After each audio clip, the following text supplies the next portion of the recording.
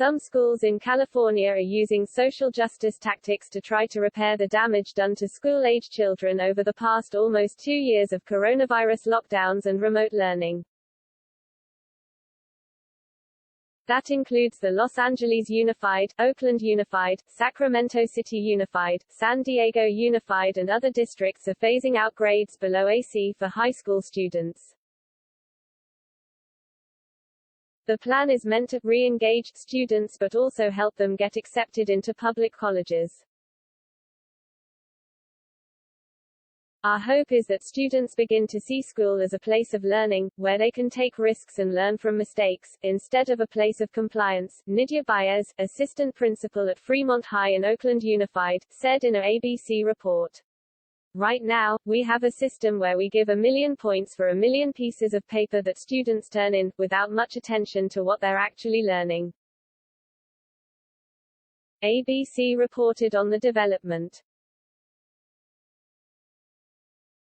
If a student fails a test or doesn't complete their homework, they'll be able to retake the test and get more time to turn in assignments.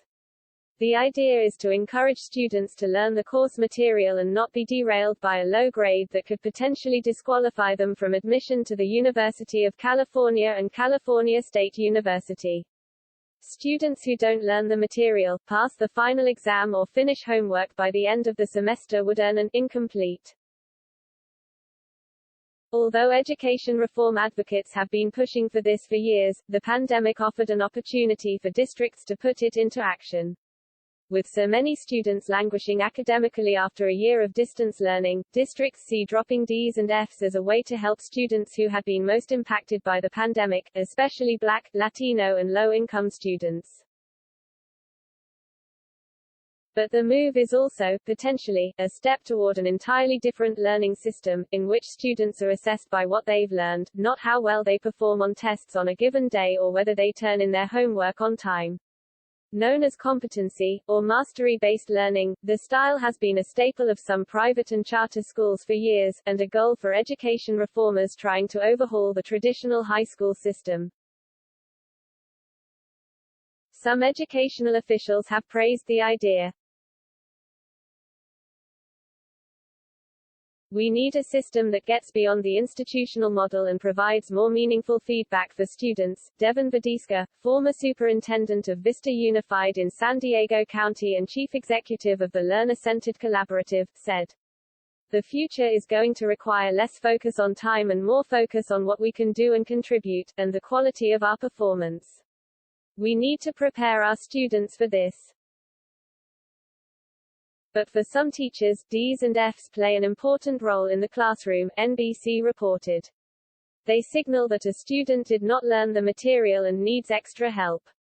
Dropping Ds and Fs doesn't guarantee that students will learn the material, even with extra help, and may lead to grade inflation, said Deborah Reinhardt, a math and science teacher at St. Teresa School, a Catholic school in Oakland. I will work with any student before or after school or even on the weekend to help them learn. However, I will never lie about their knowledge level, she said. Not reporting Ds and Fs is the equivalent of lying about a student's progress.